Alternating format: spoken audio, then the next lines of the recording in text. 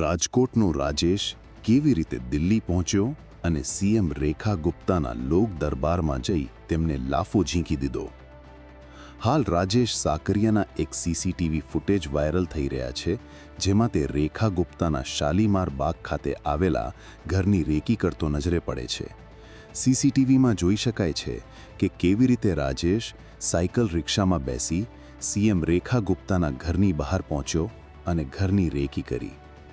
જાણીને નવાઈ લાગશે કે રાજેશે એક બે નહીં પણ સતત 24 કલાક સુધી સીએમ રેખા ગુપ્તા પર નજર રાખી.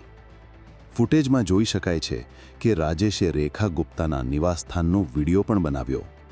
રેકી કર્યા બાદ છેવટે રાજેશ રેખા ગુપ્તાના લોક દરબારમાં પહોંચ્યો અને પછી લાગ જોઈ તેમની પાસે પહોંચીને હુમલો કરી નાખ્યો. આ અંગે રાજેશની માતાનું કહેવું છે કે તેમના દીકરાની માનસિક સ્થિતિ સારી નથી, પરંતુ તેને પશુઓ માટે અપાર પ્રેમ હોવાથી તાજેતરમાં જ દિલ્હીમાં લેવાયેલા રખડતા કૂતરાઓના નિર્ણયના લીધે તેણે આ પગલું ભર્યું હોઈ શકે. હાલ પોલીસે રાજેશ ખીમજીભાઈ સાકરિયાને ઝડપી તેના વિરુદ્ધ ગુનો નોંધી તપાસ હાથ ધરી છે.